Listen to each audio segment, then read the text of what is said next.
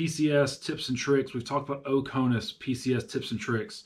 So what are we going to do today? We're going to talk a little bit more about PCS. We're going to kind of go through the processes a little bit more individually. Today we're going to talk about one of my favorite things when we PCS, the PCS Purge. If you've moved before, you know exactly what I'm talking about. Whenever you've been somewhere for a couple of years, you just accumulate stuff. It just happens. You get into a house, you have an empty space, you end up putting stuff in it. So now you've got your orders to PCS. You've already decided we're going to do a partial ditty, full ditty, whatever, or we're going to have the movers move you all yourselves. So what does that PCS purge look like? What does it really entail if you've never done it before? For us, it involves making a list. We go room by room and we say, okay, what in this room are we just no crap getting rid of? I'm not talking about hugging it and seeing if you get any special feelings from it. I'm just talking about you look at something and you go, yes, we need that. No, we don't. I personally like I don't like garage sales. I'll tell you that now. I despise garage sales. Not that I don't like people. I like people a lot. The thought of having to get all that stuff set up, having people try to negotiate with me over a quarter for a towel and they want it for 10 cents. I know Gary Vee loves garage sales. I can't stand garage sales. I would rather find something on Facebook Marketplace and just buy it and be done with it. But if you want to have a garage sale, you find all the stuff you want for a garage sale, set it in one area. Maybe that's in your garage, maybe that's in your office. I don't recommend your living room at all because that's a big communal space and that would be kind of terrible for everybody if everybody had to kind of walk around stuff all the time. But make piles, make lists. If you want to have a garage sale, you've got bigger items, you can make a list. Okay, we're going to garage sale. We've got 2 vacuums. We're going to garage sale a vacuum. We've got 3 ironing boards. We're going to garage sell 2 of the ironing boards. Stuff like that. Or if you have bicycles that your kids have outgrown and you don't want to move those bicycles, sell the bicycles. Again, I skip the garage sale. I either just put the big ticket items on Facebook Marketplace and donate the rest. Because that's what I like to do. I'd rather donate it and get the tax write-off or just donate it and be done with it. So that's what I would recommend doing. I would recommend, once you know exactly how you're moving, start going room by room, decide how you're going to get rid of stuff. The one that's hard for most people, the one that I find I have a hard time with, is deciding what to keep. It's not so much deciding what to get rid of, because I can get rid of a lot of stuff really quickly. My other problem though is I have a hard time not keeping stuff. I have books that we have moved every single time that are from when I was a kid, partly because I know if I get rid of them, my mom will be super mad and if she's still alive, but if she were to pass away and I got rid of those books, she would haunt me for the rest of my life. But it's books that I read when I was a kid. My girls read when they were smaller, and I have a hard time getting rid of those.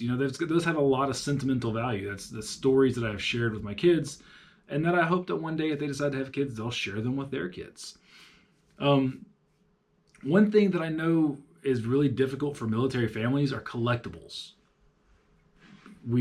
People like to collect things. I like to collect things. The only thing I've been collecting lately is bourbon, and I've been drinking that, so it's not really a collection. But I like books. Books are really high on my collectible list, and I have a really tough time getting rid of books. Books are heavy. They take up a lot of space. And most people say, well, you only read a book once. And that's not necessarily true for me. I've read almost every book that I have multiple times. Matter of fact, I've just started reading a new book now, which is kind of, as much of a nerd as I am, it's really embarrassing that I'm just now reading this book, but I just picked up the Robert Jordan Wheel of Time series. I can't say I picked it up. A buddy of mine bought me the book series because we were talking about how I've never read it, and he thought I should read it, so he bought me the book series, like the entire series. It was super dope of him. But anyway, so it's now 10 books that we just added to my collection that even if I'm done reading them the first time, I'm going to keep them, and that's stuff that takes up space. Another thing that you need to look at whenever it comes time for deciding what to keep are your hobbies. I mean, think about that one. Like that's stuff that you can collect a lot of stuff for without really realizing how much of it you're collecting. I really got into 3D printing about a year ago. Was having a lot of fun with it. 3D printed a lot of stuff. 3D printed Halloween decorations. I 3D printed keychains. I 3D printed stuff for my kids. I 3D printed all kinds of stuff. And then I kind of just stopped.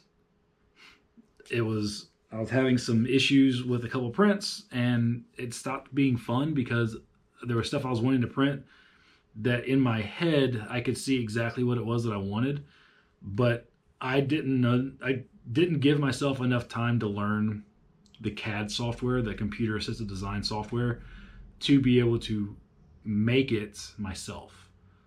So for me, I lost a lot of fun with the 3D printing because I was having to just find designs and then download and print those. And I was really wanting to make my own stuff. But the process from going to my brain to the 3D printer wasn't working out for me. So it stopped being fun. So I got rid of it. And that was something that I was really enjoying. I was having a really good time with. And I got rid of it. The other thing that I like to do is, and this is going to sound weird to some people because if you can see me, you see how I look. I don't look like the kind of person that would enjoy this stuff, but I like crafting. I have a vinyl cutter. I've got a sewing machine behind me. That's one of two that I have, and I'm probably going to get another one after we move so I can have an embroidery machine. I enjoy it. I like sewing. I've made pajama pants for, the dreaded family matching Christmas pictures. I've made pajama pants for my family. I've made, with my vinyl cutter, I've made shirts for my kids because they saw a design. They're like, hey, cool, I want that. Can you make it? And I was like, absolutely, I can make that. And it's honestly a really cool feeling for my kids to be like, hey, Dad, can you make this for me? And me be like, yes, I can, absolutely. So I made them shirts for Halloween. I made the dreaded matching Christmas photos. I made the designs for those. So it's something I enjoy, and I like sewing. The sewing is really cool because I can find a pattern or trace out a pattern or something and then put it together. And then that's something that I made. I've made a couple pair of pants for myself and they've been a lot of fun. So I tried to make a jacket for my daughter, like a hoodie. And that was a little bit more than I could chew, and I still tried, but it definitely did not work out super well. So, but then I've also fixed my kids. Like my daughter wants to wear this dress for the daddy-daughter dance that's coming up, and the strap was broken. I was able to fix the strap. Anyway, so that was a really long tangent to say I like to sew. The people at Joann's almost know, pretty much know me as soon as I walk in. That's really weird. But that's obviously stuff that I want to keep. However, with that, I've got a lot of supplies that go with my crafts. I've got a lot of sheets of vinyl. I've got the vinyl cutter. I've got a closet over here that is full of fabric. So I need to go through that. That's part of this PCS Purge. I want to go through that. Like, okay, what is this? What in here is actually usable? What is just a scrap that I was hoping to use later? What just needs to go away? Stuff like that. I did a dog bandana business for about a year. I was having a lot of fun making bandanas, but it just got to the point where I was making more money off of the dog leashes than the bandanas, but parts were getting hard to find that I actually trusted because I don't want to just buy some crappy little clip and your dog go to pull on it, that clip break. That wouldn't sit right with me. So parts were getting hard to find. So in order to even make a leash that was going to be profitable but still good, it was going to cost me more than most people can go out and buy their own leash for. So, and who's going to buy that would basically be a designer product at that point. And I was making out a climbing rope. Why? Because climbing rope is functional and it's relatively inexpensive and it's not going to break. So anyway, that was more like a designer product, but I quit doing it. And then when I quit doing that, I shut down the website. And so now I've got a bunch of dog bandanas. The plan is to donate those to a shelter. We're going to go volunteer at a shelter this weekend. And the plan is to donate those to the dog shelter because dogs look amazing in bandanas. If you have a dog, if you've never put a bandana on your dog, you're doing yourself a disservice. And if you have a dog and you've put a bandana on it, I'm telling the truth. Dogs look awesome in bandanas. So, anyway, I've got literally a giant tote full of bandanas because again, I was having a good time making them, and then I stopped doing it. So I've got to do something to get rid of those before we move. But that's going to the donation pile. Clothes is a big one. I basically collect t-shirts, not on purpose. I just really like t-shirts from this one certain company. I don't know if I can say it without it being considered promotional. They don't pay me. I just really like their stuff. But Death Before Dishonor is one of my favorite t-shirt companies ever. Plus, they sponsored a powerlifting meet of mine, and I told them that I would forever be a customer. So this is not a paid promotion for them, even though if you want to send me a free shirt for talking about you, I'll gladly take it. I love the shirts. But I've got a lot of shirts. So going through your clothes, going through your kids' clothes. My kids have more clothing than anybody really realizes, because as fast as they grow, if you're not constantly going behind them and being like, okay, well, this doesn't fit you anymore, this doesn't fit you anymore, next thing you know, their closet's just full to overflowing with stuff, and you go into it and half of it doesn't even fit them anymore, and they haven't worn it in a year and a half, 2 years. That's what we're kind of finding out. We go through and we're like, okay, this doesn't work, this doesn't work. And you grab something like, well, I haven't seen you wear this in forever. And you realize that it's because it doesn't fit anymore. Or the thing that really gets me going is whenever you buy something for them at the beginning of the year and then your kids grow like freaking maniacs and something that you bought 2 months ago doesn't fit anymore because they won't stop growing. That's every parent's favorite thing, right? Your kids go through like 4 pair of shoes in a school year because they just won't stop growing. My 10-year-old's in a size 8 in women's shoes. I'm really hoping that her feet are done growing already, because those are just expensive, and I'm really not looking forward to her getting bigger feet if they do keep growing. You didn't need to know about my kids' feet. Just forget that I said that. Anyway, so you got to figure out what you're going to donate. Again, kids' closets are the big one, because they have more stuff than you realize. If you or your spouse like to shop and y'all like to buy clothes, go through your stuff. If you have something that has been in the closet and you haven't, and you look at it and you think to yourself, when was the last time I even wore this? Just get rid of it. I could probably get rid of half of my clothes because I wear the same 7 shirts, especially since I got laid off. I don't have to wear, button down shirts and polos anymore until I find another job, which won't happen until after we PCS. But you could go through and you could thin stuff out. I could probably pare down.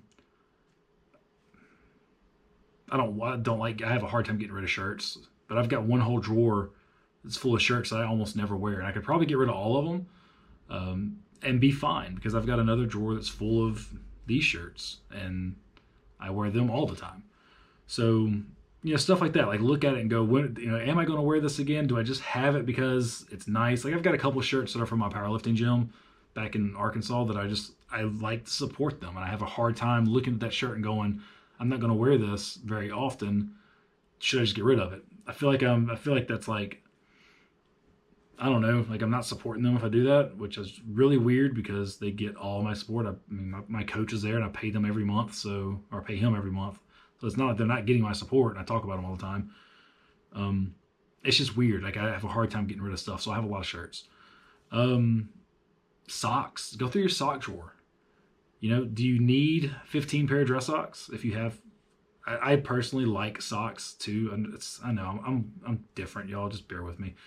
But do I really need, all those different pairs of socks? Probably not. I don't. So you can go through all this stuff and, you can, what's going on with that? I don't know. If you're watching on YouTube, welcome back. Yeah, I guess I gotta figure out what's going on with it didn't die. It just kind of stopped. It's weird. Anyway, let's go through your stuff. Like my wife and I, about a month ago, we went through our kitchen and we got rid of, because we had all these cups. So we pulled every cup, every coffee mug, every shaker bottle, because I had a boatload of shaker bottles for protein and pre-workout and stuff. We've got all that stuff out. We got all of my beer mugs and beer steins and pint glasses that I've been collecting over the years. And we went through all of them. And some of the ones that if they did not have a specific memory attached to it, For example, we kept a beer stein from Alaska, from the Air Force Ball in Alaska, because that's the one we went to. And I had two of them. I got rid of one, so I kept one. I kept my Oktoberfest giant beer stein from Barksdale, because that was our first base. And I kept one mug from each base. If I got a mug there, I kept a mug. And then as far as the glasses and whatnot, if they didn't have it, if I looked at it, I was just like, it's a beer mug, I got rid of it. Because why am I keeping it? I mean, I don't have that many people over here. I really don't drink beer like that. Like I don't have beer on tap at the house, which would be really cool. It'd be really cool to have a kegerator. But I don't really drink beer like that. So they're just up there collecting dust, so I got rid of them. Excuse me. Grab some water. But we got rid of so much stuff. A lot of those, what we did was we washed them, and then we took them to Airman's Attic and donated them because they were clean, they were perfectly fine, and somebody else could use it. You know, there's people out there that maybe they do have a kegerator at their house, but they don't want to go spend $5 on a pint glass, so now they can go to Airman's Attic and get one for $1, or however much they sold it for. I don't know. And that's stuff that I could probably have sold at a garage sale, but again, I detest garage sales. They're not my jam at all. But so the next thing we're gonna do is we're gonna go through our closet. We've already gone through the kids' closet. That was a chore, and I think we have to do it again. I think it was so bad the first time we had to take a break, and we're gonna do it again. And then the craft room. We're gonna go through the craft room. We're gonna figure out what to do with all the fabric and stuff that I have saved up. This box that some of y'all can see behind me, that's got to go. And the one that I'm really not looking forward to is the garage. The garage can be a pit of despair if you are a Princess Bride fan. Our garage is not the greatest, but I use it all the time. That's where my gym is. That's where all my gym equipment is.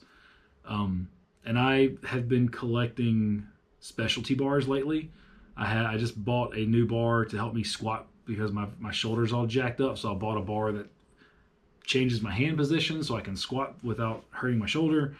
I bought a deadlift bar because that's what the federation I competed in, that's what they use. I say competed because I haven't competed this year, and I'm probably not going to be able to compete until after we move, but that's neither here nor there. But yeah, and then I've got a safety squat bar because it changes stuff anyway. Y'all don't care about powerlifting. And if you do, I've got specialty bars.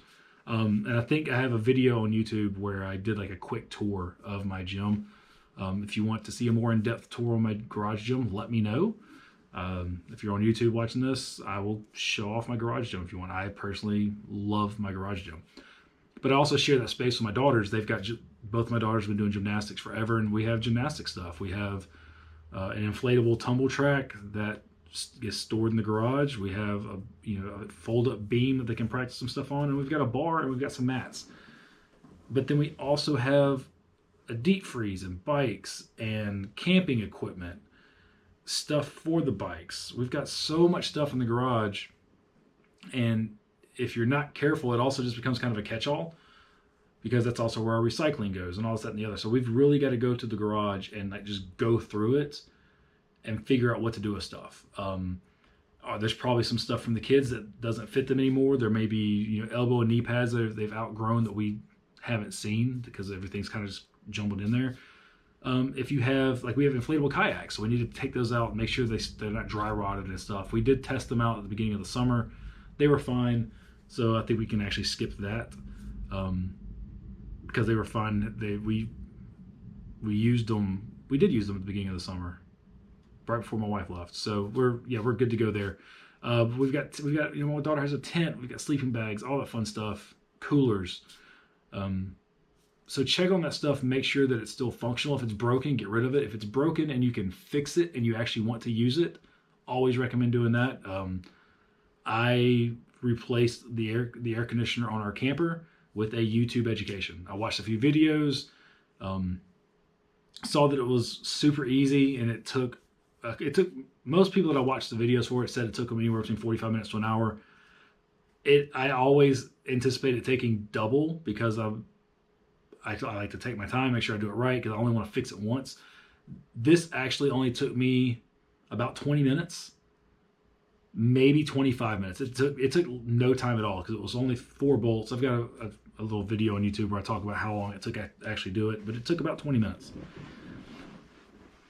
But yeah, that's really it. I mean, you got to figure out what you're going to keep, what you're going to get rid of. Again, I'm not talking about picking it up and holding it and seeing if it makes you feel a special kind of way. Talk about, be honest with yourself. Make a list. I like lists because they help me stay on track. So make that list. What are you going to garage sell? Do you have a bunch of stuff that you're like, okay, this is not stuff that I really want anymore, but somebody does want it and some of the stuff is valuable? Like, do you have a bunch of electronics like that you're looking at going, I need to get rid of this stuff because we've had it for a little bit. It's still relevant electronics. Like maybe you've got like 4 or 5 iPods because you lost them and then you bought a new one and then you found the ones you lost. Stuff happens. iPods are still kind of a hot commodity because they quit making them, but people still want them. So maybe you want to sell those. Maybe you are like me and you have 2 sewing machines and you're like, I only need the one. So you could set up a garage sale and you could sell some of that stuff. Again, me personally, I just rather donate it. So if you're going to take the donating route, just get everything gathered up, put it in boxes. If it's clothing, put it in trash bags, and then take it to wherever your chosen place to donate stuff is. I like taking stuff to Airman's Attic because I feel like it's kind of helping the community that I support. I mean, Airman's Attic they sell stuff for really cheap, and I think some days they even have where you can go in and get free stuff. So I'd rather support younger airmen or younger officer airmen or younger officers that have families that maybe need stuff and they're struggling. So that's kind of where I like to donate stuff. And then figure out what you want to keep, because we can't keep everything. Y'all know how it gets whenever you have a bunch of stuff. Like me, I cringe when I start thinking about how many books I have, because the very first time we moved, this is no kidding, the very first time we moved, I went through and I had 4, I think it was 4 bookcases completely full of books, just completely full, because I never got rid of anything. And I knew that where we were moving so we were moving from Baton Rouge to Maryland, and we were moving into a townhouse. So I had to make a really difficult decision for me about what books to get rid of. So I made myself a promise. I kept every first edition, and I kept everything that was in a series. And the ones that were in a series, I only kept the ones that I actually really enjoyed. And I got rid of 4 really pretty good sized boxes of books. And I still have, there's a bookcase over there. There's 2 bookcases downstairs. Because, I mean, obviously I like to read, so I've collected more books. We have a whole bunch of books. I don't know who that is. Somebody's called me. I have no clue who that is. Anyway, they'll leave a voicemail. My apologies. Usually I don't have my phone in here while I'm recording. So, anyway, figure out what you want to keep. I like to keep books. I've got some bourbon glasses that I picked up for whenever we went on the bourbon trail when I was competing in Kentucky. And I got a few things like that. So the other thing that's really tough that you want to keep, if it's sentimental, maybe if your folks are still living, you want to have your folks keep it. Because let's face it, if you have something that's pretty sentimental to you, you don't want it to get broken. And we all know that is a chance it's going to happen. If you have the military move you, pretty good chance it's going to break something. Or that chance is higher than normal. Or if you're like, no, I want to collect this, I want to keep this. Or if your folks are no longer with us, then maybe that's the stuff you move yourself. So we always do a partial ditty. The stuff that we are like, no kidding, do not want to get broken, that's what we move ourselves. And a few other things here and there. But for the most part, if we're looking at something going, if that broke, it could either A, never be replaced, or B, I would be absolutely crushed and it's too expensive to replace, or you would just be crushed because, it may not be something super expensive, but let's say somebody really special gave it to you and it's got a lot of sentimental value to it. And if it got broken, you'd be upset. Maybe that's the stuff you keep and you just move yourself. So have those thoughts. And that's really about it. I really can't think of anything else that needs to go with this. That's how I do the PCS Purge. That's how we do it. We go through, we make a list of stuff we want to keep, donate, sell. And if it doesn't fit on the keep list, just get rid of it. Try and rip the Band-Aid off fast. Don't sit there and get super emotional about it. Or get emotional about it, but just do it and get it over with, because you got to move and you've only got so much stuff that you can take with you. And like us, like we're thinking about downsizing in our next house. So we're trying to get rid of more stuff because we've got a lot of stuff. I don't know what it is about us, just as people in general. We just love to collect stuff. And I'm really trying to break that cycle. And it's hard. It's hard when you like to collect stuff. It's hard to break that cycle. But anyway, sorry for rambling a little bit. Wanted to talk about, maybe give you some ideas about PCS Purge, what that looks like, how you can do it. And that's really it. It's super easy. Just go through it, make a list, get rid of stuff, and just be careful with the stuff that you want to keep. Make sure that it actually means something to you, or make sure that it's something you can't replace, something like that. Anyway, thank you for listening. I really appreciate it, and we'll talk to you later. Bye.